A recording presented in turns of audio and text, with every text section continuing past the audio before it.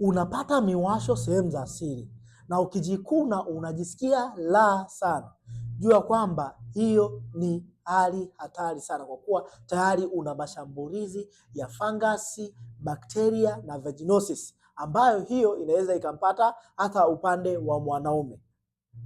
Hii hali ikiendelea kwa muda mrefu, utakuja kujikuta unapata mashambulizi kwenye via vya uzazi, utakuja kujikuta unapata saratani ya shingo ya kizazi, ila utakuja kujikuta unatoka na harufu mbaya ukeni kama shombo la samaki, ila kwa wanaume inaweza ikawa ni chanzo kikubwa cha genital warts, yani mautea, ambayo hiyo kwa upande wa wanawake na wanaume. Hivyo basi hii hali sio ya kuzoeleka. Hakikisha unajitibia mapema ili kuzuia madhara yote hayo ambayo mbeleni yanaweza kusababisha usije kuitwa mama au wewe usije kuitwa baba. Natumai namba yangu kwenye profile, nipigie au nitumie ujumbe WhatsApp au bonyeza linki hapo chini.